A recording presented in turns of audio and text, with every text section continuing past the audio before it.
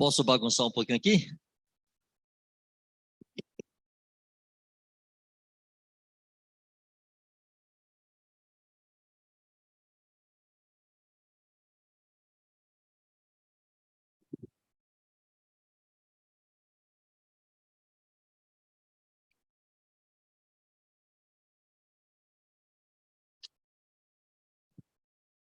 Aqui é a pesca, viu? Hoje chamam cola, né? Meu tempo era pesca. Uma alegria, amados, estar com vocês outra vez, viu? Graças a Deus pela vida e pela história de cada um de vocês, por aquilo que sabemos que Deus está construindo na vida de vocês.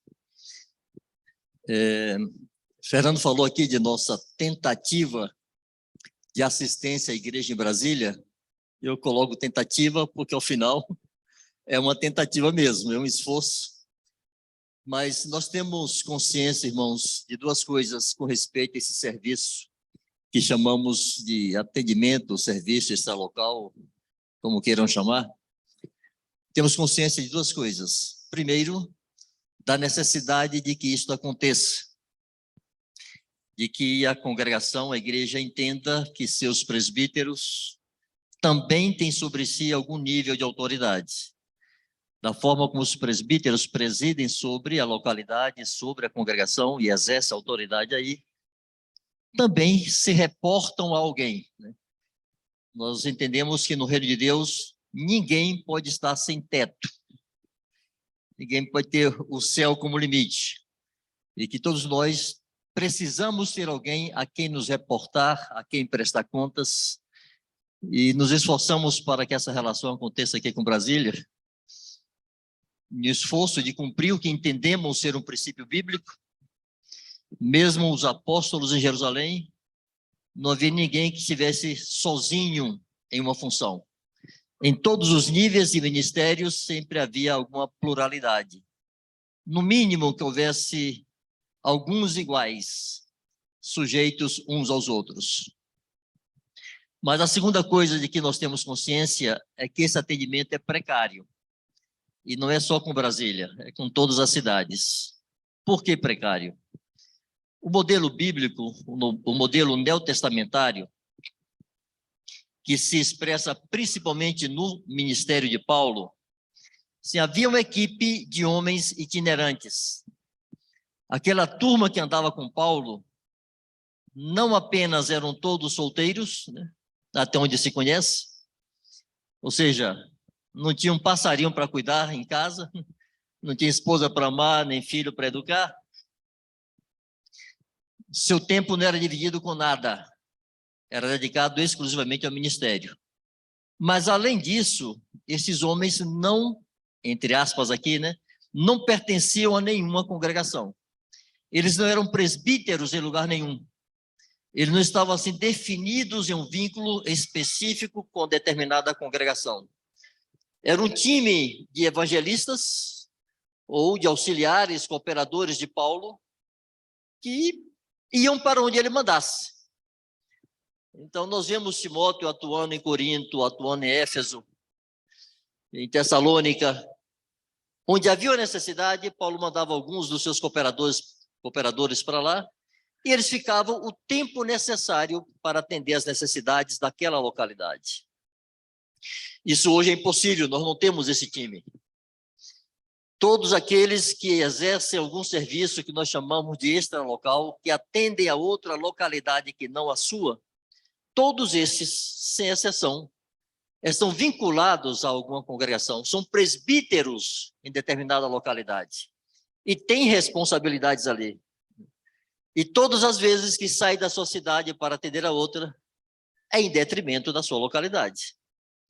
E se as saídas são muitas, o prejuízo local é muito, é proporcional às saídas. Então, ao final de contas, essa equação não fecha muito. Traz danos à localidade a qual cada um desses pertence, e o benefício à localidade atendida é pequeno. Assim, é muita bondade de vocês se me atribuírem qualquer serviço relevante aqui, porque minhas visitas é quase uma vez por ano. No ano que é bem intenso, são 2 vezes por ano. Então, há uma lacuna, há uma necessidade que nós não encontramos a maneira de supri-la ainda. O esforço mais recente é que Mário está começando a caminhar em uma condição mais ou menos assim. Mário já não compõe o presbitério em Salvador, não é presbítero conosco lá. Ele está liberado para atender extralocalmente, né? Seu serviço todo agora vai ser voltado para fora. Então é possível que esse ensaio com Mário possa crescer e outros possam seguir um caminho assim. Não é uma fórmula muito fácil, tão pouco de montar, mas talvez consigamos ter um atendimento melhor a algumas localidades, né? Os vínculos antigos permanecem. Estamos discutindo com o Mário como montar essa agenda dele de maneira que ele possa atender algumas localidades que necessitam de uma presença mais permanente. Fica 1 mês, 2 meses, 3 meses, e que Deus dê graça à dona Sinara, né? Para levar a vida de cigana. Hoje é dia de casamento, as mulheres que irão pelo menos precisarão de um tempo um pouquinho mais largo para, né? 12h15, tá bom para terminar tudo? Dá tempo? Tá bom. Enquanto adorávamos aqui ao Senhor, eu estava pensando em um atributo de Deus, uma capacidade de Deus, que eu sempre admirei muito. O Senhor consegue estar presente nas situações de maior dor e tristeza e consolar aqueles seus filhos que estão assim, está no mesmo instante, concomitantemente, em ambientes de festa e alegrar-se com seus filhos que assim festejam. Hoje é domingo e os cristãos do mundo inteiro, seja porque alguns fazem diferença entre dia e dia e entendem que o domingo é o dia do Senhor, estão reunidos. Seja aqueles como nós, que considera todos os dias iguais, mas nos é conveniente que o domingo seja um feriado no Ocidente, então nós usamos o domingo, não por achar que é o dia do Senhor. Mas seja qual for o motivo, hoje, no mundo inteiro, há reuniões como estas. Há reuniões gigantescas, há reuniões nas casas, com janelas e portas e cortinas fechadas, cantando baixinho, orando baixinho. Na parte do mundo onde a igreja é mais duramente vigiada e perseguida, os santos também estão reunidos. E ali eles também adoram ao Senhor. E tributam ao Senhor o louvor que lhe é devido. Enquanto cantávamos aqui, eu estava lembrando de alguém especificamente, um irmão que eu conheço, do norte da África, e nesse presente momento, ele está na Eritreia, é um dos países mais fechados ao evangelho do mundo. E ele foi levar Bíblias escondido, está contrabandeando Bíblias. Todas as vezes que ele vai, ele pergunta à sua esposa: você me autoriza? Porque eu posso não voltar. Isso não é uma coisa assim remota. Ele está lá, mas pode não sair mesmo. Mas tem esposa, tem 2 filhinhas, mas está expondo-se. Deus está com esse santo lá, Deus está conosco aqui. Nesse exato momento, irmãos podem estar sendo martirizados, irmãos estão se casando, como se casarão hoje à tarde, gente está sendo batizada. Deus está testemunhando filhos seus tropeçarem, pecarem, se distanciarem dele. Deus está testemunhando filhos seus se reconciliarem. E Deus consegue estar presente com cada um destes e sofrer ou alegrar-se com eles. Eu digo isso, irmãos, porque é tão importante que sejamos plenos e intensos em nossas manifestações ao nosso Deus. Não permitirmos que o nosso culto seja uma coisa periférica e superficial, mas apresentar ao nosso Deus nossa alma, nosso espírito, nossa adoração verdadeira, nosso culto, e pedir ao Senhor que nos mantenha assim, que ao sairmos daqui nos mantenhamos assim, nessa disposição, nessa atitude. Pertencemos a Ele, para Ele vivemos, dele somos, e por Ele esperamos não só viver, mas morrer. Graças a Deus. Alguém me consegue um pouco de água? Eu venho de uma terra quente e úmida, nesse nosso cerrado abençoado, seco e frio, o baiano sofre um pouquinho. Irmãos, vocês ouviram alguém dizer assim: eu estou passando num deserto terrível? Já ouviu a expressão entre os irmãos? Estou atravessando o deserto, né? E às vezes eu fico coçando a cabeça e me perguntando o que será que esse irmão ou essa irmã está tentando dizer. Porque eu me converti há 45 anos atrás. E não é que eu passe por um deserto, eu nunca saio dele. Eu estou no deserto há 45 anos. Eu imagino que a igreja, quando usa essa expressão, estou passando no deserto, está fazendo um paralelo com a situação do povo hebreu saindo do Egito, indo para Canaã e atravessando o deserto. E os irmãos fazem essa analogia, essa comparação, e quando estão vivendo momentos difíceis e atribulados, dizem: estou no deserto. Bom, se nós quisermos fazer uma comparação mais exata,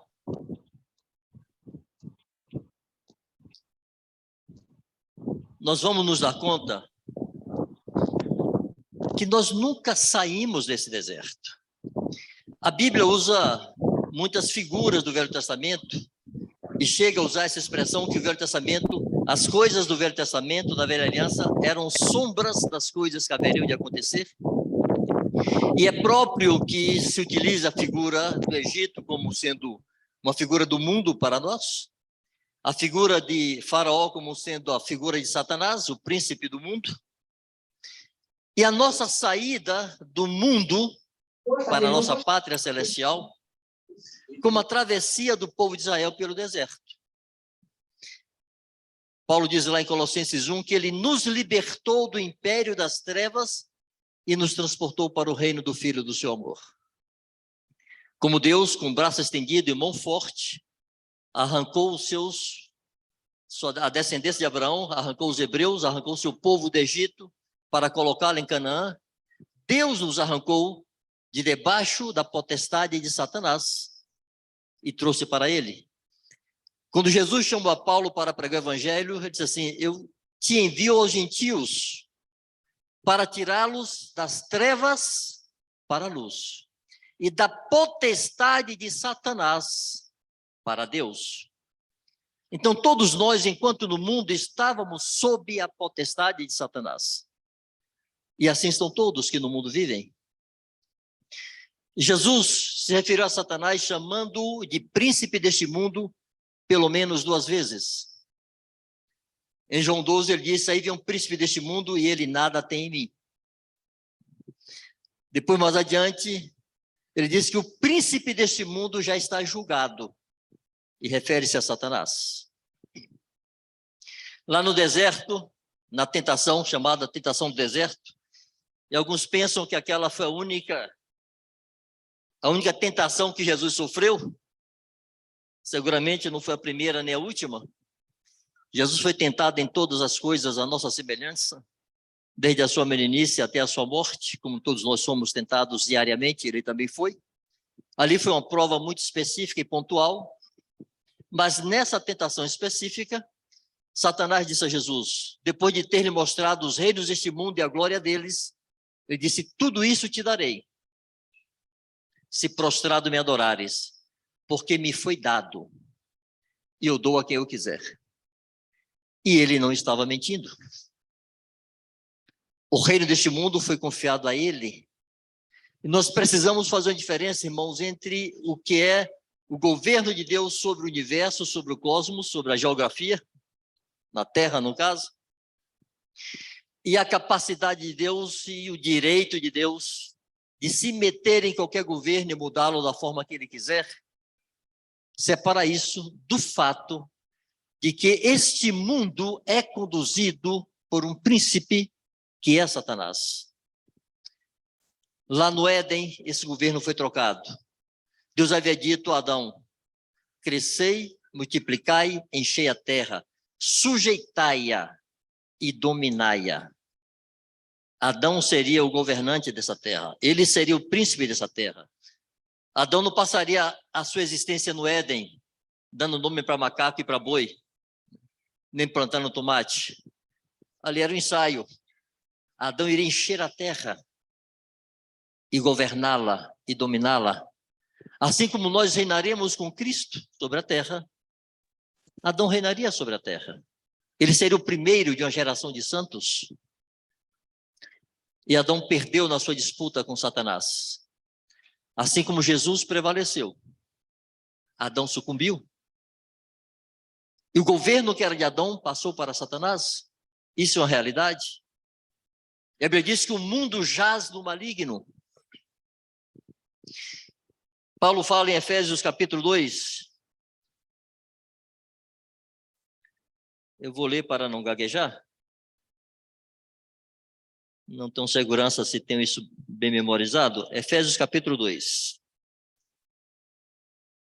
Verso 1 em diante.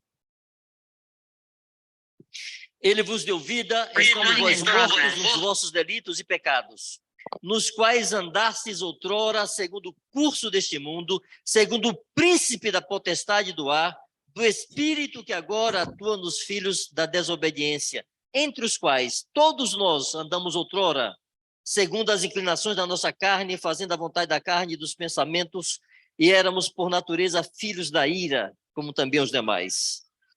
Paulo fala do curso deste mundo. Eu acho que a turma aqui de Brasília não deve estar acostumada a ver um rio cheio. Mas quando a Bíblia fala de curso, refere-se a algo mais ou menos assim. Os que já puderam testemunhar cheia de um rio, e ele sai arrastando o que está na frente. Paulo está dizendo que o mundo está assim. Satanás determina o curso deste mundo. Determina os valores deste mundo. Determina para que lado este mundo vai andar. Vai impregnando a sociedade de valores, de pensamentos, de ideias que são opostas a Deus. E vai forçando a humanidade a andar de acordo com o que ele quer. E quantas vezes a igreja se adequou ao curso deste mundo?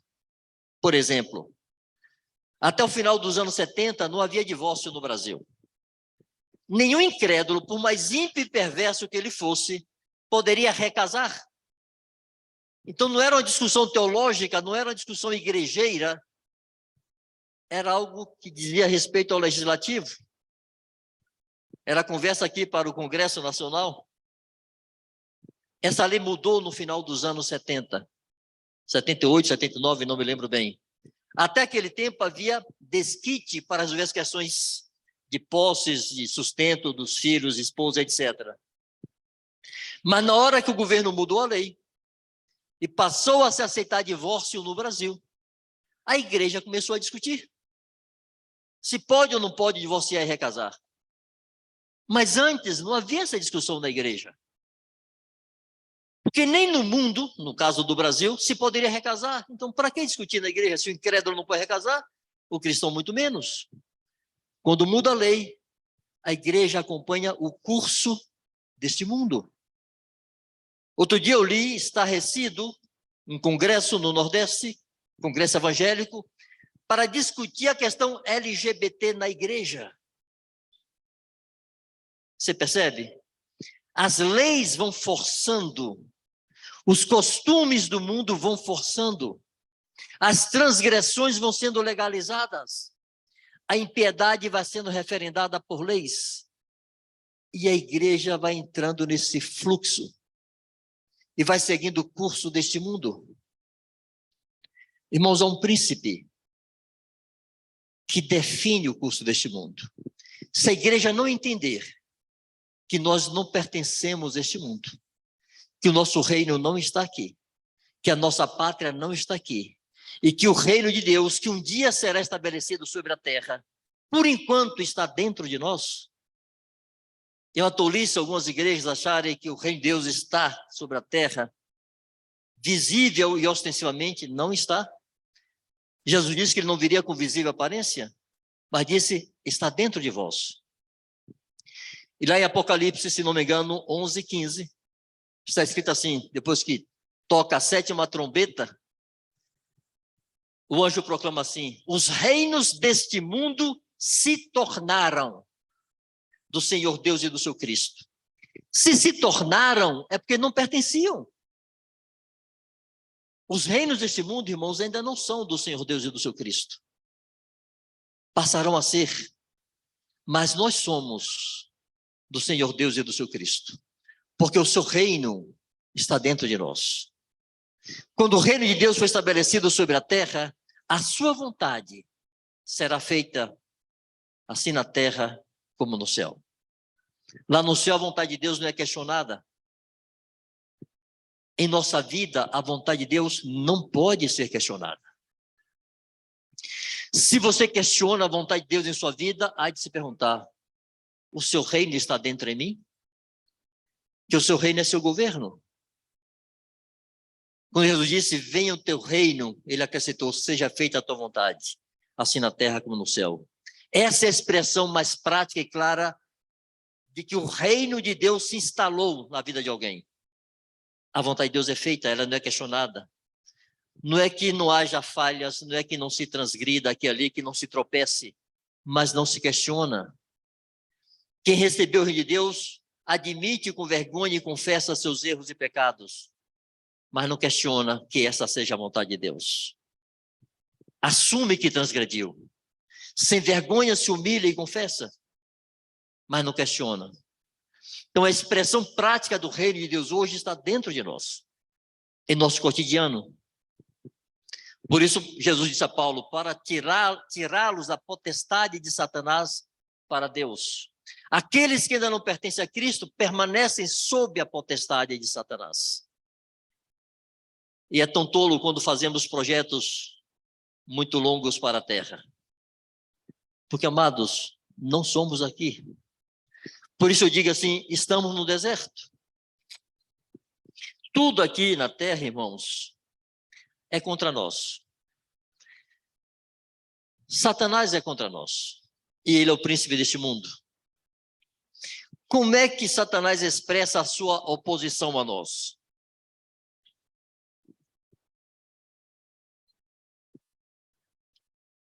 Primeiro, ele se opõe. Ele é o nosso adversário. 1 Pedro 5:8.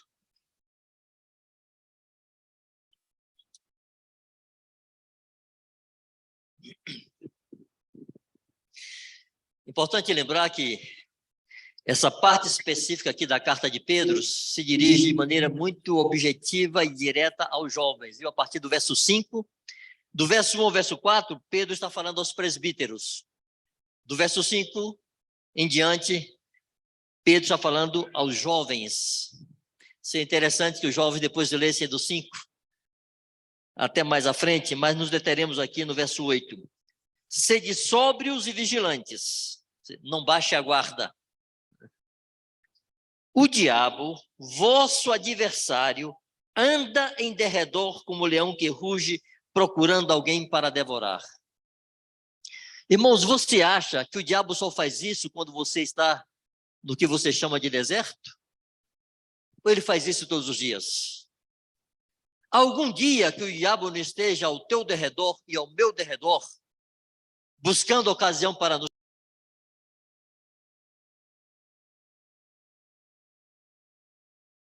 búfalos, por exemplo, é muito raro um leão encarar um búfalo de frente, uma manada de búfalo. Ele vai ali, seguindo, esperando que algum filhote, ou um doente, ou um búfalo velho, já sem muita força, fique para trás, e ele pega. É disso que Pedro está falando. Ele está rugindo como leão. O rugido amedronta, E se nós prestarmos atenção demasiado ao mundo e tirarmos os olhos de Deus, vamos nos amedrontar? Vamos nos inquietar? Os humores do mundo afetam nossas emoções porque tocam nossos sentidos e afetam o nosso ânimo, e afetam a nossa fé, e afetam a nossa esperança. Por isso é importante não prestar tanta atenção ao que o mundo diz e ao que o mundo faz, olhando firmemente para o autor e consumador da fé, Jesus. Isso garante uma caminhada estável. Então ele ruge para distrair, para amedrontar. Você baixa a guarda, ele te pega. A ti e a mim. Não há segurança nos anos de conversão, irmãos. O diabo e a carne não respeitam nossa experiência, maturidade, dons, seja lá o que for. Ele tentou a Jesus, não vai tentar você? É tolice achar que porque temos tantos anos de fé, estamos estáveis e seguros. É tolice. Não estamos. Ser sóbrio e vigilante, sempre, todos os dias, porque ele não dá intervalo. Além de ser o nosso adversário, aquele que guerreia contra nós, que tenta nos destruir, ele é também o nosso acusador. Apocalipse, capítulo 12, verso 10.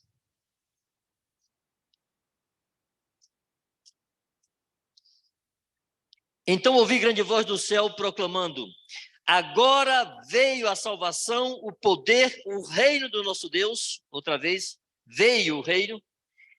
Não estava ainda, né? E a autoridade do seu Cristo, pois foi expulso o acusador de nossos irmãos, o mesmo que os acusa de dia e de noite diante de nosso Deus.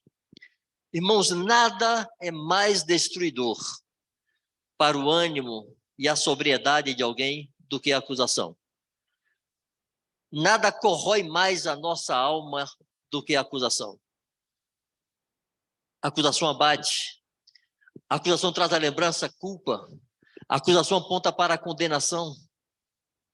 E o diabo sabe que essa arma é eficaz. O diabo sabe que a acusação produz má consciência. E a má consciência faz cair na fé. Em 1 Timóteo 1,19, Paulo fala sobre 1 Timóteo 1,19 e 1 Timóteo 3,9. Ele usa duas expressões. Preservar o mistério da fé com a consciência limpa, falando aos diáconos e presbíteros, aos candidatos a diáconos e presbíteros, a importância de guardar o mistério da fé. A fé nós não conquistamos, a fé nós recebemos, mas nós temos o dever de preservá-la e vamos fazer isso mantendo a consciência limpa. Em 1 Timóteo 1,19, ele diz que alguns, não tendo guardado a boa consciência, vieram a naufragar na fé. O diabo sabe disso. Todas as vezes que pecamos, ele nos acusa. E mesmo quando não pecamos, ele nos acusa. Quanta gente abatida por acusações do diabo. Não fiz o suficiente, eu não consigo, errei de novo. Essa área aqui eu nunca consigo superar. E, amados, há uma diferença entre a acusação que procede de Satanás e a convicção de pecado que vem do Espírito Santo. E alguns podem confundir.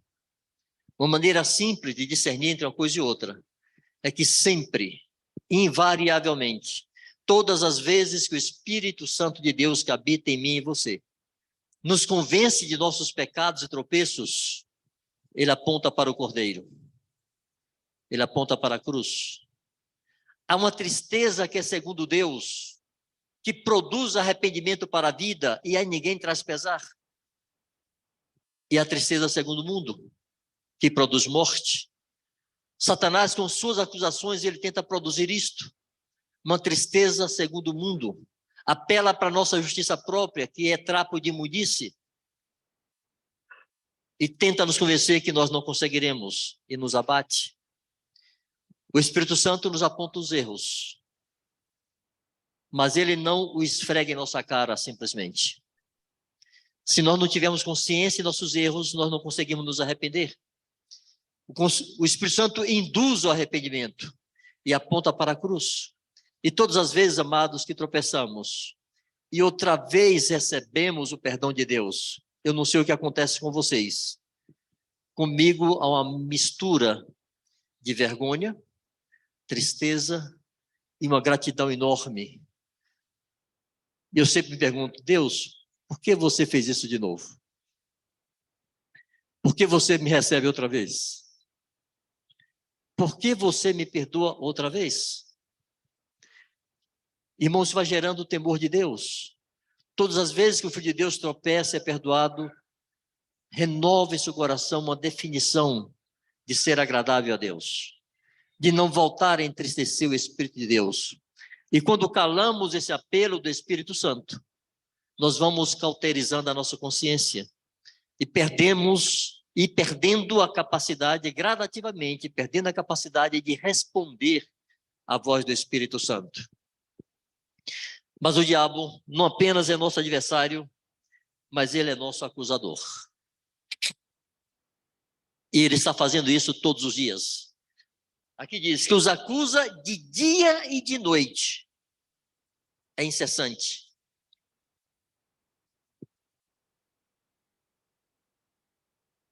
Que mais? O mundo é contra nós.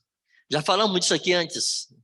Como tudo no mundo contraria aquilo que Deus quer. Conversava com o irmão, eu sei que muitos aqui em Brasília trabalham em empregos públicos.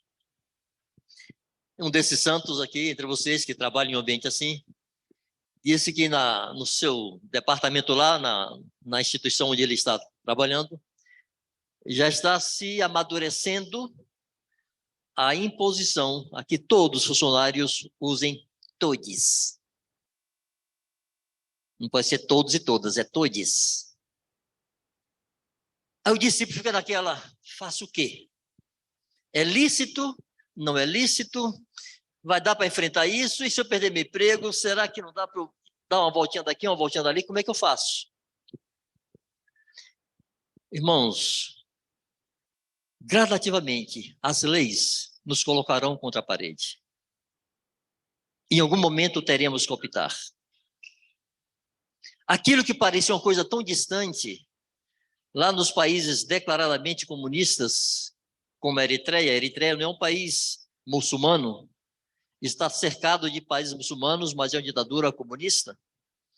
E seu ditador é um ex-protestante, e ele coloca seu foco nos cristãos que creem no novo nascimento. Por muitos anos, a Igreja do Ocidente olhava para o Oriente, a chamada União Soviética, lá no meu tempo de jovem ainda, que acabou, para a China, Coreia do Norte, e para os países muçulmanos, como uma coisa muito distante de nós. Nunca viveremos essa tensão de ter que escolher entre a fé e a morte, entre a fé e a prisão, entre a fé e a perda do emprego, do trabalho. Não nos ocorria. A minha convicção pessoal é que Deus está nos exercitando. E nós precisamos crescer nessa consciência que esse enfrentamento vai ser inevitável em algum momento. E para onde vai apontar a nossa consciência? E qual será a nossa decisão? O mundo jaz no maligno e o mundo vai impondo seus valores. Se nós não crescermos na consciência de que nós não somos deste mundo, nós vacilaremos no enfrentamento. Eu não quero me antecipar e dizer o que cada um tem que fazer, mas eu quero adverti-los que se vocês não estiverem atentos a isto, e vocês não forem crescendo em convicções bíblicas do que Deus quer que se faça, vocês vão hesitar. E aquele que anda rugindo como leão pode tragá-los. É tão importante, irmãos, que nesse tempo entendamos que a nossa pátria não está aqui. Eu não sei como é que vocês fazem, irmãos, mas quase diariamente, é muito raro o dia que eu não paro para pensar no céu, pensar na glória e lembrar, não sou daqui, não posso criar raízes, não posso fazer planos de aposentadoria, deitar na rede, em barra de coqueiro, tomando água de coco naquele canudinho torto, para não ter nem que virar a cabeça, né? Não posso fazer planos assim. Eu não quero me aposentar para descansar. Aliás, eu nunca vou me aposentar, mas vocês que vão se aposentar de suas atividades seculares, por favor, ao se aposentarem, dediquem seus dias e seus anos para servir a Cristo. Há uma demanda tão grande, há tanta necessidade. A igreja precisa voltar a sair para ver e se compadecer. Jesus veio para nos salvar. Mas quantas vezes está lá registrado, vendo as multidões, compadeceu-se delas? O que é que essa frase nos diz? Que se ele não tivesse visto, não teria se compadecido. Como dizia minha avó, que olho não vê, o coração não padece. Se não sairmos a ver a necessidade do mundo, nós não só não vamos nos compadecer, como corremos o risco de cobiçar o mundo e quase ter inveja dele. Então, o mundo é contra nós. Satanás é contra nós, o príncipe deste mundo. O mundo é contra nós. O que mais é contra nós? Nossa carne é contra nós. Eu tive crises enormes no início da minha conversão, sabe por quê? Eu tive uma conversão assim muito revolucionadora, né? Debaixo de profunda e intensa convicção de pecado. Passei dias chorando, naquela consciência, eu sou miserável, eu vou para o inferno, eu mereço o inferno, eu vou descer de cabeça baixa, sem fazer a única pergunta a Deus, eu mereço o inferno. Encontrei a cruz, eu fui encontrado pelo crucificado, fui encontrado por Jesus, fui resgatado, meu coração se encheu de alegria, de gratidão, deixei fazer um monte de coisas, porque agora tinha que viver para servir a Cristo. Mas eu achava que porque eu nasci de novo, porque agora havia a indagação de uma nova consciência para com Deus, e Pedro fala isso, 1 Pedro 2, 20 qualquer coisa.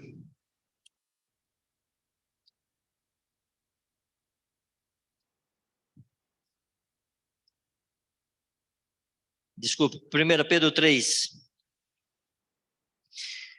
Falando do batismo, e comparando a água do batismo com a água do dilúvio, diz, a qual figurando o batismo agora também vos salva, não sendo a remoção da imundícia da carne, mas a indagação de uma boa consciência para com Deus, por meio da ressurreição de Jesus Cristo. Eu peguei a segunda parte do versículo, a indagação de uma boa consciência para com Deus, minha consciência foi renovada, as coisas que eu cobiçava perderam o brilho, as coisas das quais eu tinha vergonha, porque eu nasci em uma casa de crentes, né? Meus pais já eram convertidos, e nós tínhamos que acompanhá-lo à igreja, aos encontros e tal, e andar de Bíblia embaixo do braço. Eu tinha vergonha daquela Bíblia, tentar pegar a mais pequenininha possível para botar no bolso, esconder na camisa para ninguém ver, eu de Bíblia na mão. Quando me converti, eu queria pegar aquelas biblonas que os pentecostais usam para expulsar o demônio, botar na cabeça e aqui, sou crente, sou crente, sou crente. Mudou. Mas eu não percebi que Pedro diz que não é a remoção da imundícia da carne. O batismo não remove o pecado de nossa carne. Ele renova a nossa consciência. Ele põe dentro de nós um novo homem. Recebemos uma nova vida. Estamos capacitados para agradar a Deus. Mas a carne continua habitando em nossos membros. E eu não me dei conta disso. E quando eu comecei a sofrer tentações e querer pecar, eu me desesperei. E será que eu não nasci de novo? Eu não tinha discipulador? Me permita o parêntese.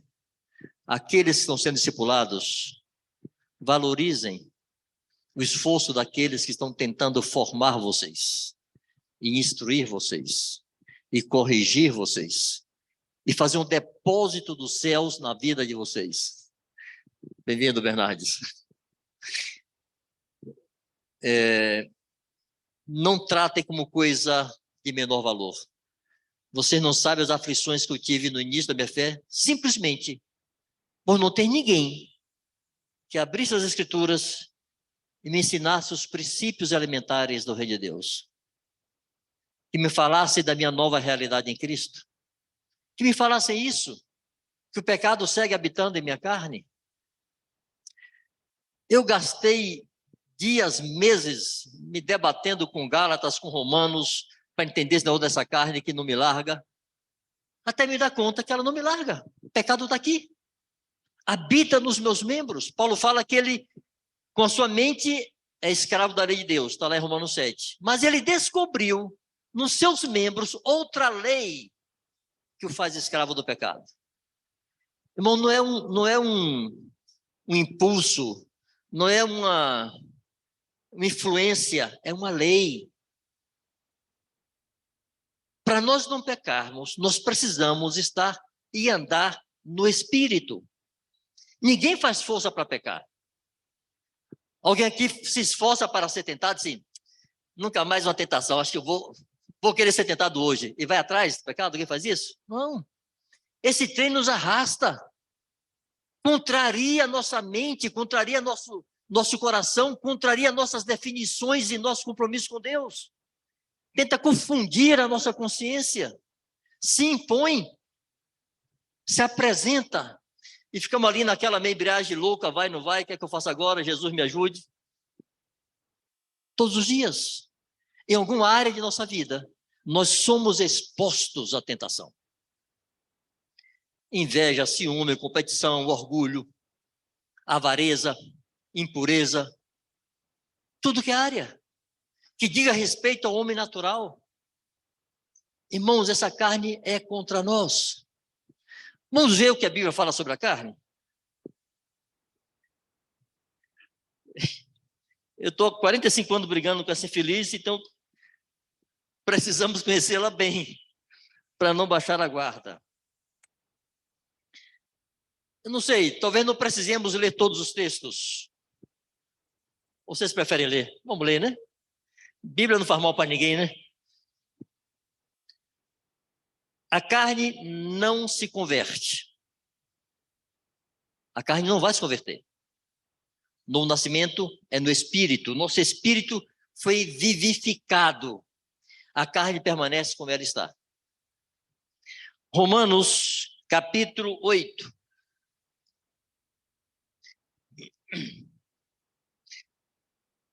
Romanos 8, versos 12 e 13. Assim, pois, irmãos, somos devedores não à carne, como se constrangidos a viver segundo a carne. Porque se viverdes segundo a carne, caminhais para a morte. Mas se pelo Espírito mortificardes os feitos do corpo, certamente vivereis. Mortificar os feitos do corpo é uma ação cotidiana.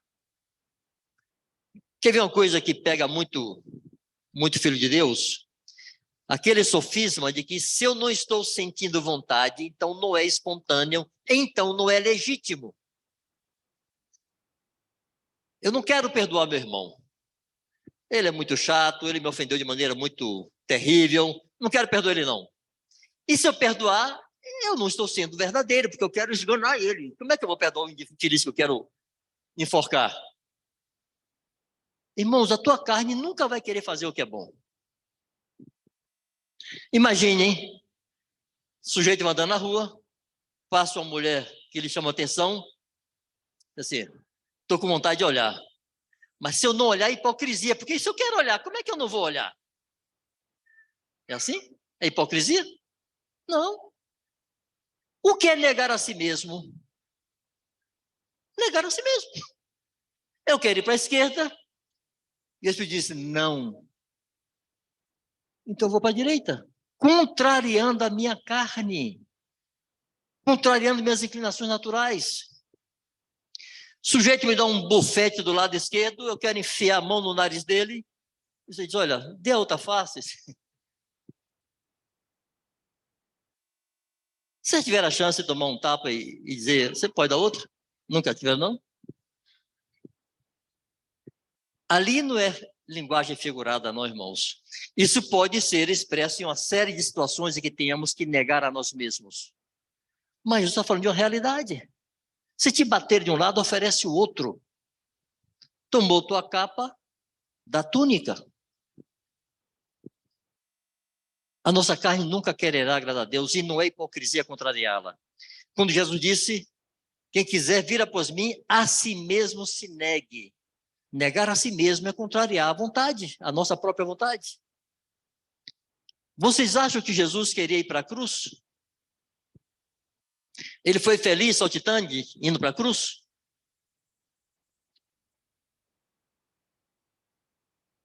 Jesus disse assim, Pai, afasta de mim esse cálice. Tu podes tudo. Dá um jeito, resolve isso para mim, eu não quero ir para a cruz. Essa frase, irmãos, afasta de mim esse cálice, diz isso, eu não quero ir para a cruz. Ele foi. Não foi legítimo? Porque não foi feliz? Ele foi hipócrita? Porque fez a vontade do Pai?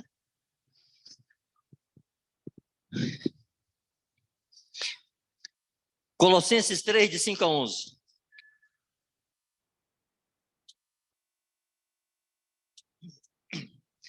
Fazei, pois, morrer a vossa natureza terrena. Prostituição, impureza, paixão lasciva, desejo maligno e avareza, que é a idolatria. Por essas coisas é que vem a ira de Deus sobre os filhos da desobediência. Ora, nessas mesmas coisas andastes também vós outrora, quando vivias nela. Perceba, irmãos, Paulo está escrevendo à igreja, está escrevendo aos santos. E ele diz aos santos o que eu digo a vocês hoje. Fazei, pois, morrer a vossa natureza terrena. Está dentro de vocês e de mim, essas coisas aqui, ó. Prostituição, impureza, paixão lasciva, desejo maligno, avareza, que é idolatria. Ou as obras da carne, está lá em Gálatas 5. Está em nós. Você já viu criança pecar? Ela não sabe estar pecando, não, mas ela faz um bocado de coisa errada, já viram? Criança tem acesso de ira. Dá chilique, bate o pé no chão. Criança morde a outra, criança zunha a outra, criança toma merenda da outra, criança toma o brinquedo da outra, bate porque tomou o seu brinquedo. Criança tem inveja, tem ciúme, tem orgulho, tem competição. Tudo de ruim que nós temos está na criança. Elas não têm consciência que é certo e errado. Eu tenho um netinho, meu neto mais novo tem 1 ano. Eu pego aquele buguelinho assim e falo, que pena, mas ele vai pecar. Quando você olha para um coqueiro, você tem dúvida qual fruto que ele vai dar? Alguém olha para um coqueiro e pensa assim, eu não sei, acho que vai dar mamão quando crescer esse negócio aí. Coqueirinho pequenininho, né? Ah, vai dar manga, jaca, seria bom desse jaca, abacate, goiaba, não, vai dar coco. Ninguém olha para um coqueiro pequeno e tem dúvida do fruto que ele vai dar. Irmãos, olhamos para qualquer bebê e nós não temos dúvida do que ele vai fazer quando crescer. Ele vai pecar. E vai precisar nascer de novo. Se houvesse um que não pecasse, Jesus não teria vindo para nos redimir. E alguns parecem que não têm consciência disso e acham que sua carne é boa, que sua carne é menos pecaminosa que a dos outros. E não é. Na carne não habita bem nenhum. Romanos 7, de 15 a 23.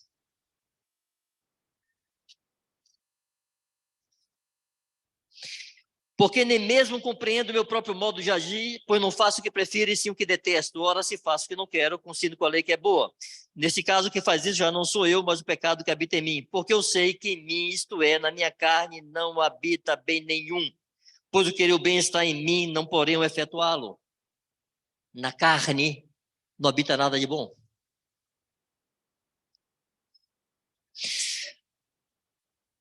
Primeira Pedro 3,21, já lemos aqui, que a carne não nasce de novo. Quando nos batizamos, recebemos a indagação de uma boa consciência para com Deus, nosso espírito é vivificado, mas a imundície da carne permanece. Não herdará o reino dos céus, isso está em 1 Coríntios 15, 50. Carne e sangue não herdarão o reino dos céus. A carne não está sujeita à lei de Deus, nem mesmo pode estar. Romanos 8, 5 e 6. Pois os que se inclinam para a carne cogitam das coisas da carne, mas os que se inclinam para o Espírito, das coisas do Espírito. Porque o pendor da carne dá para a morte, mas do Espírito para a vida e paz. Por isso o pendor da carne é inimizade contra Deus, pois não está sujeito à lei de Deus, nem mesmo pode estar. A carne não está sujeita a Deus e não pode estar, porque nela habita o pecado. Por isso carne e sangue não vai herdar o reino dos céus. Por isso nossos corpos terão que ser transformados. E para fechar, irmãos, Jesus diz em João 6,63, ele diz: a carne para nada presta. As palavras que vos tenho dito são espírito e são vida. Irmãos, aqueles que negligenciam isso e acham que podem tirar de letra, podem ter surpresas muito desagradáveis com sua própria carne. Lá no Getsemane, Jesus disse aos discípulos: vigiai e orai. O espírito, na verdade, está pronto, mas a carne é fraca. A ênfase não está na prontidão do espírito. A ênfase está na fraqueza da carne. Daí a exigência de vigiar e orar. Vigie e ore. Seu espírito está pronto, mas se você não vigiar e orar, você vai cair, porque a carne é fraca. E isso é cotidiano. Porque na oração de Jesus ele disse: não nos deixe cair em tentação. Porque ele sabe, irmãos, que eu e você todos os dias estamos expostos a diversos níveis de tentação. E Jesus nos ensina a orar pedindo ao Pai: Pai, não me deixe cair na tentação hoje. E nós nos esquecemos de orar assim nas nossas manhãs. E muitas vezes não oramos nem isso, nem coisa nenhuma. A gente começa o dia sem voltar a cara para o céu e falar com Deus. Encaramos o mundo sem nos abastecer dos céus. E pode ser fatal. Por favor, me permita um pequeno parêntese nisso de novo. Aqueles que dirigem aqui entendem bem o que eu vou falar, e eu já falei isso aqui uma vez, talvez mais de uma, e vou repetir. Irmão, Jesus repetiu muitas vezes suas verdades, viu? Por isso os discípulos memorizaram. Eles não ouviram o Sermão do Monte uma vez só e guardaram aquilo, não tinha gravador, não tinha filmadora. Eles ouviram 1, 2, 3, 5, 10, 100 em diversas circunstâncias e guardaram. Pegaram um evento, naquela situação ele falou isso, mas falou isso em outro lugar, em outro lugar, em outro lugar, em outro lugar. Mas enfim. Imagine um carro. Você pega um carro, pega um tanque aí de 50 litros. Você pega uma estrada aqui no Planalto, aí, sem ladeiras, sem muitas curvas, com mão única, sei lá, você pode rodar 600 quilômetros. Aí você pega o mesmo carro, com os mesmos 50 litros, encara Salvador, em um dia de chuva, com aquelas ladeiras maravilhosas que nós temos, se talvez rode 300 quilômetros. É o mesmo combustível, é o mesmo carro, mas o desempenho. Irmãos, cada um de nós tem um depósito que Deus fez, de fé, de graça, de entendimento, de clareza da sua vontade, de coisas que o Espírito nos falou. Nós temos um depósito, mas esse depósito ele é gasto diariamente. E muitos de nós não se dão conta e não se preocupam em reabastecer.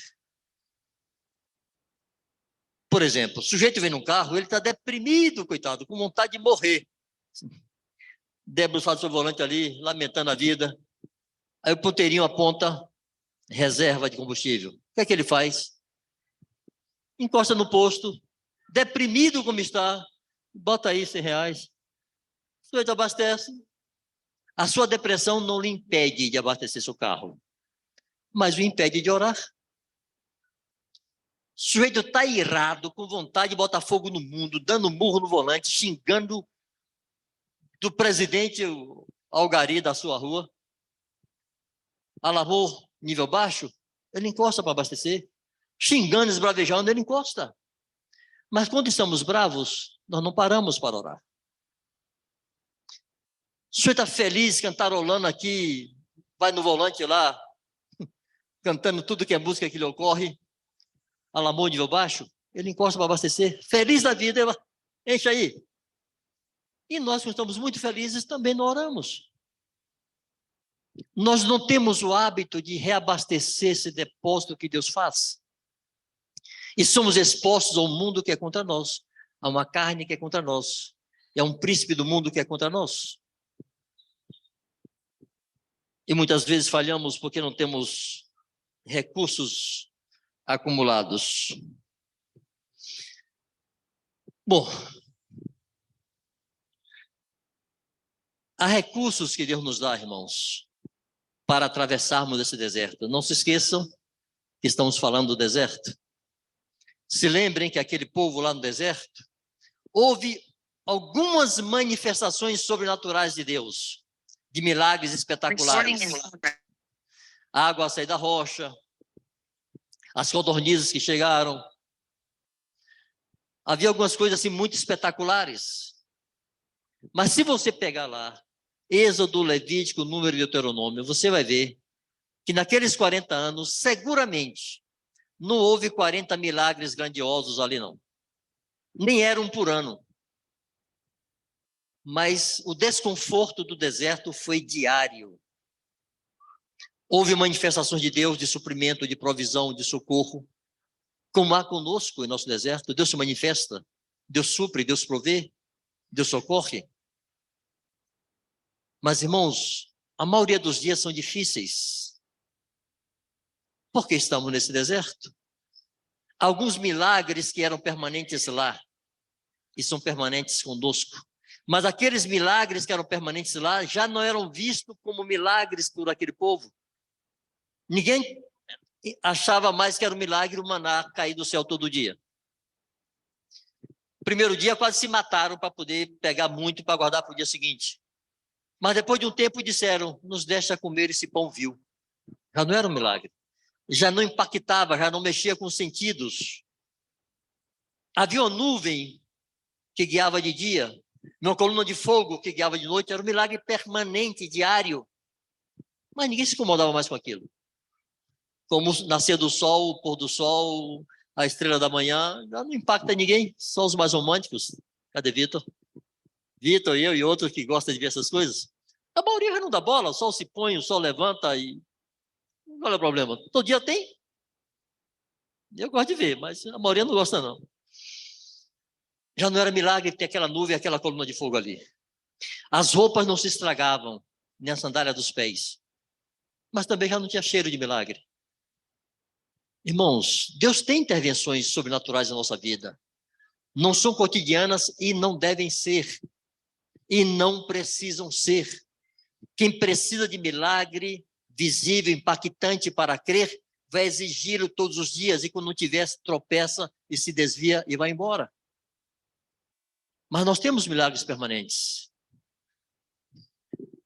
Nós temos pão, que é a palavra de Deus. Mas quantos têm dito, esse pão vil, me enche a paciência esse negócio? Nós temos a habitação do Espírito Santo. Jesus disse que o Espírito nos guiaria em toda a verdade. Ter o Espírito Santo em nós, irmãos, é tão glorioso ou mais do que aquela coluna de fogo e aquela nuvem que guiava o povo. Mas tampouco valorizamos muito. Nós temos a comunhão dos santos, nós pertencemos a um corpo, não podemos andar à revelia deles, mas tampouco valorizamos muito. Mas, irmãos, nesse deserto, em que não há tantas manifestações sobrenaturais de Deus como não houve naquele deserto, não houve tantas assim. A gente fala muito mal do povo hebreu, diz que povo incrédulo com tanto milagre e seguiu pecando, sim, e os teus milagres? E os meus milagres, se nós continuamos pecando? Pois bem, há um recurso poderoso que Deus nos tem dado. Jesus, quando estava para ir embora, ele disse aos discípulos que ele enviaria outro Consolador. Quando Jesus usa a palavra outro, ele está dizendo, até aqui eu os consolei. mas vou para o Pai. E vou enviar outro Consolador para que esteja para sempre com vocês. Irmãos, a nossa necessidade de consolo é tão grande e nós não nos damos conta de como Deus se preocupa com isso. Era como se Jesus dissesse assim: vocês precisam ser consolados diariamente. Enquanto estava aqui eu fazia isso, mas eu vou embora. Mas vocês não ficarão sem consolo. O Espírito Santo virá, estará dentro de vocês, estará com vocês e ele vai consolar vocês. Pensem um pouquinho, irmãos, no cotidiano de vocês, na sua jornada de trabalho. Quantos no seu trabalho, na escola, na academia, na rua, onde for, se detêm para te consolar? Quantos se detêm para ter uma palavra que aponte para o céu e que renove a tua fé e dê uma sacudida na tua consciência? Todos os dias nós vemos e ouvimos o que não escolhemos ver e ouvir. E nos entra pelos olhos, pelos ouvidos, por nossos sentidos todos e maculam nossa consciência. Por isso é tão importante que quando estivermos juntos, uma das coisas que me entristece na igreja é que não há essa prontidão em nos consolar mutuamente, em profetizarmos uns para os outros. E de novo eu digo, passem em revista os últimos dias e suas últimas conversas. Qual foi o conteúdo de suas últimas conversas entre vocês, irmãos? Paulo diz que seria bom se todos falássemos em língua, mas muito melhor ainda que profetizássemos. Por quê? Ele diz, a profecia consola, anima e edifica. E nós precisamos desse consolo. Por exemplo, um recurso que muitos usam, não sei como é que é aqui, mas no meu caso, nos tantos lugares que eu ando por aí, com muita frequência me mandam mensagem de WhatsApp. Aquelas coisinhas decoradinhas, já tudo bonitinha, empacotada. Que o seu dia seja assim, assim, assado. Que o dia de hoje Deus faça assim, não sei o quê. Eu recebo dezenas, eu não abro, eu já vou deletando quase com raiva. Não mande para mim esse negócio não, pelo amor de Deus. Porque não serve para nada. É um trem empacotado, você pegou e repassou. E você recebe, desculpem, trocentos disso do dia, e você repassa mais trocentos, e quem recebeu não deu a mínima, como você também não deu. E acabou, fica nesse vício que não serve para nada. Você quer mandar algo para o irmão? Se detenha, pense nele, pega um texto bíblico e manda para ele. Pode mandar para vários, inclusive. Mas manda algo que Deus te falou. Profetiza, é possível profetizar assim também. Mas não fica repassando um pacotinho florido, não, que... Paulo fala, todos podereis profetizar. Todos. Ele gostaria que a igreja toda profetizasse, porque se anima, se consola e se edifica. Para mim, um dos recursos mais poderosos de Deus são as consolações do Espírito Santo. Eu tenho dito incansavelmente, das inúmeras vezes em que, meio a muita angústia, me tranco em algum canto para orar e nem sei o que orar. Não sei se já lhes ocorreu, eu não sabia o que orar. Muitas vezes eu não sei o que orar. Fico lá de cara no chão, do jeito que der para ficar, e não sei o que dizer. Muitas vezes só chorar e gemer. Mas há uma coisa, irmãos, que acontece invariavelmente. Eu levanto dali, o problema não está resolvido. Às vezes cresceu, está pior do que estava antes de orar. Mas eu saio consolado. Eu saio abastecido. E eu posso enfrentar. E eu posso permanecer de pé. É importante entender que o conselho de Deus não visa solucionar nossos problemas. O conselho de Deus visa glorificar a Deus por meio de nossa obediência. E muitas vezes cumprir a vontade de Deus nos traz um montão de problemas. E quando esses problemas chegam, a única maneira de se livrar deles é negando a Deus. Como não podemos fazê-lo, busquemos consolo em Deus. E há consolo abundante para nós. Que outro recurso temos? Temos a palavra de Deus. Eu vou ler apenas um versículo e deixar mais dois para vocês. Quiserem registrar, Salmo 119, 50 e Salmo 119, 107, fala como a palavra de Deus nos vivifica em nossa angústia e tribulação. E eu quero citar o Salmo 94, 19. Nos muitos cuidados que dentre mim se multiplicam, as tuas consolações recreio a minha alma. Alguns de vocês já estão com calo no ouvido de me ouvir falar esse negócio. Mas assim, é o que eu experimento com a palavra de Deus. Recreio é coisa de antigamente. Hoje nas escolas falam intervalo, não sei como é que falam. Meu tempo de moleque era recreio. Tocava a sinetinha lá, blém, blém, blém, blém, recreio. Aquela molecada saia da sala parecendo um bocado de cabrito solto da estrebaria.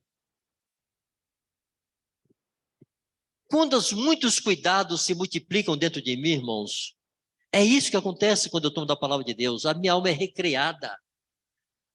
Eu fico saltitante lá dentro. Há gozo, a alegria, a confiança, a renovo. Consolação produz isso.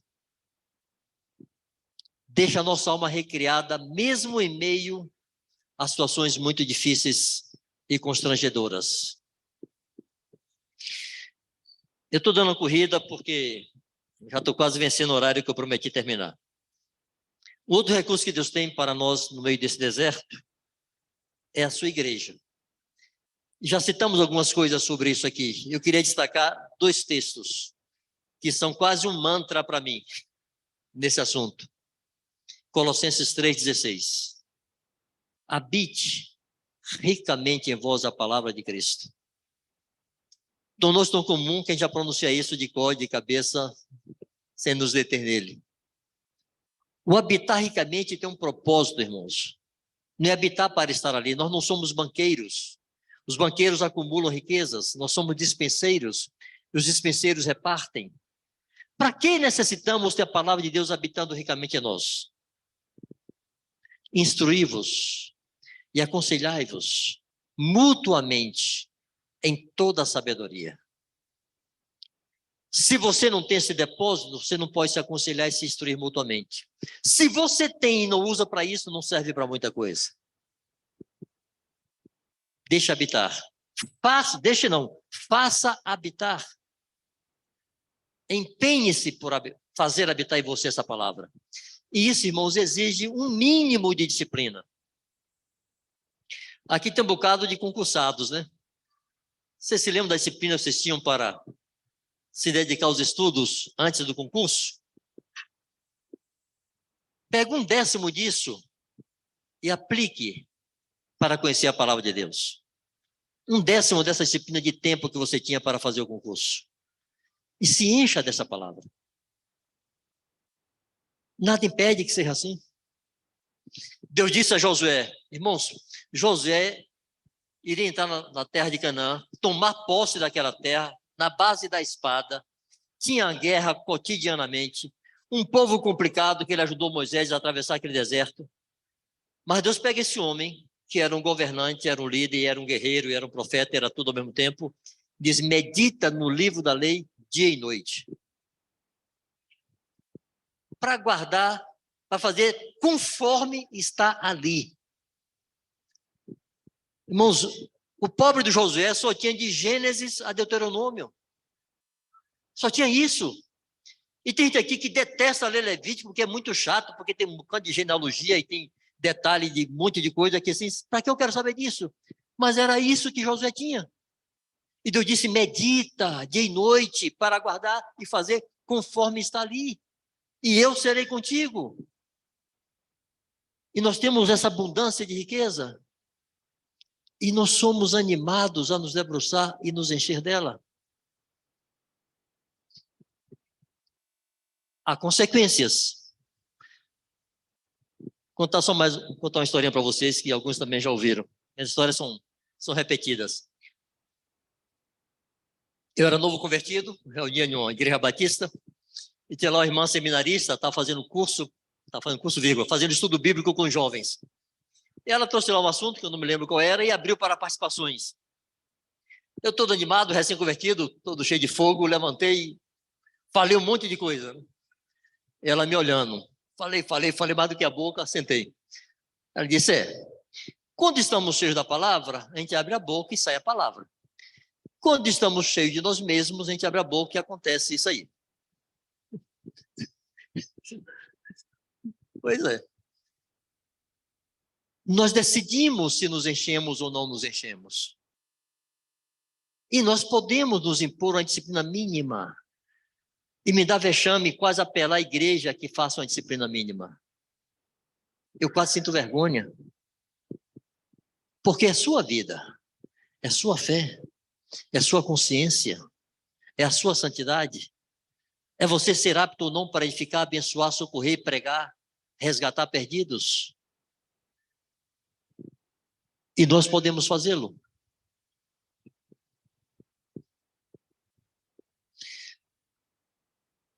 Hebreus 3, 12 e 13.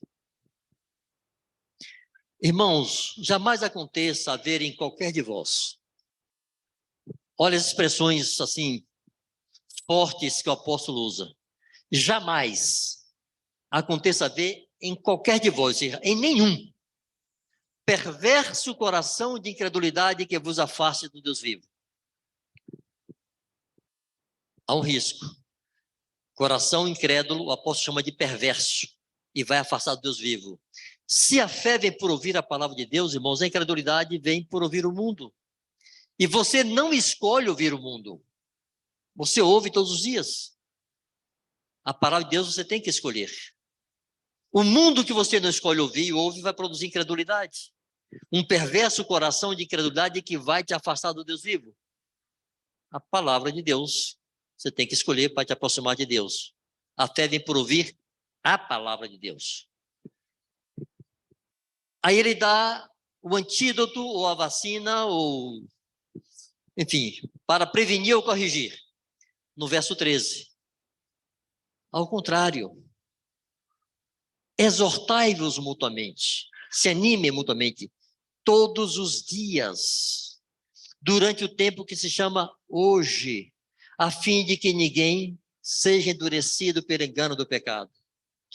É muito importante, irmãos, que vocês façam esforço para dar uma viajada até aquele tempo, quando não tinha Bíblia. Quando o apóstolo escreveu isso aqui, não tinha Bíblia. O Novo Testamento não estava escrito.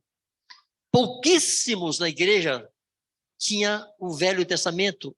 Alguns livros do Velho Testamento, que estavam escritos em rolos de couro, na maioria das vezes. Só os ricos tinham, ou no templo.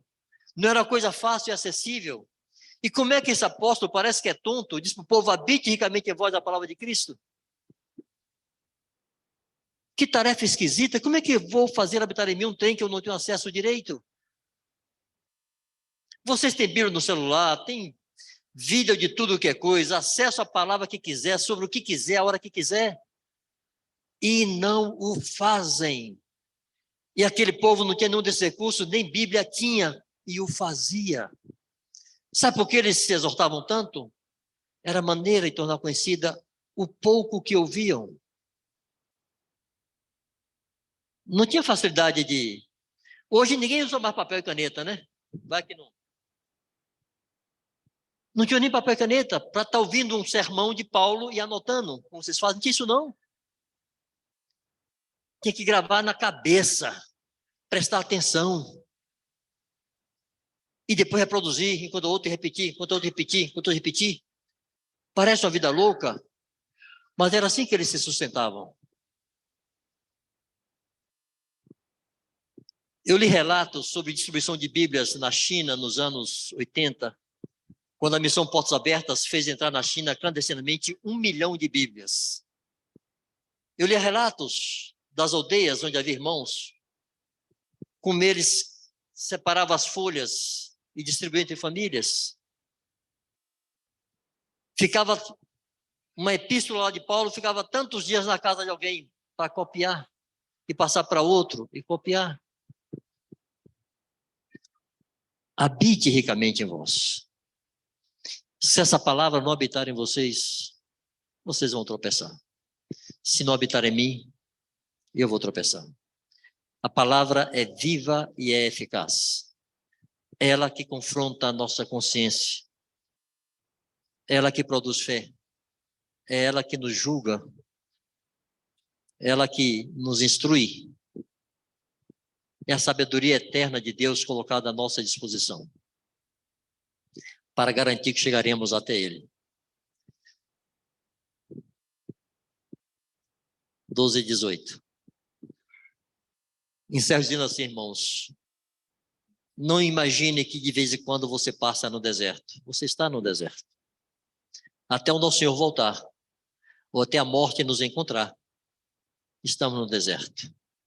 E até lá precisamos lançar mão desses recursos de Deus. A oração, a sua palavra, a comunhão entre os santos. Valorizar, cultivar, se deixar julgar, se deixar instruir, se deixar corrigir, se deixar consolar, para que entremos num descanso que nos está prometido. Deus abençoe vocês. Viu?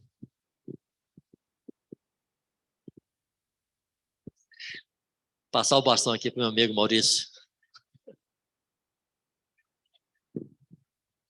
Queremos orar sobre essa palavra, né? Pedir para o Senhor nos abençoar aí no nossa caminhada no deserto. Mas antes, queria dar um aviso rápido, mas extremamente importante e alegre, que é que nós temos hoje aqui conosco 2 pessoas que resolveram entregar sua vida a Jesus e serem fortalecidos com a presença constante dele nessa caminhada deserta, que é o Fernando Dantas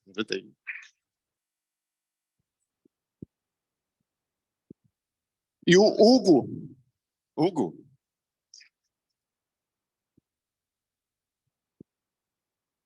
Ouviu lá com o Patrick e a turma e também foi batizado nesse fim de semana.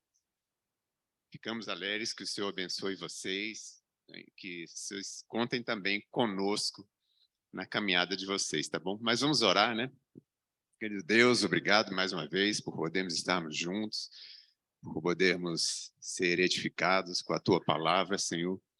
Pedimos que o Senhor nos abençoe nessa caminhada no deserto, como o Vanjo falou aqui, Senhor, que nós tenhamos essa disciplina para usar de todos os recursos que o Senhor coloca nas nossas mãos, para sermos fortalecidos e andarmos firmes e constantes nessa caminhada. A Tua palavra, a inspiração do Teu Espírito Santo, a busca do Senhor, a igreja, tudo que o Senhor já tem nos revelado.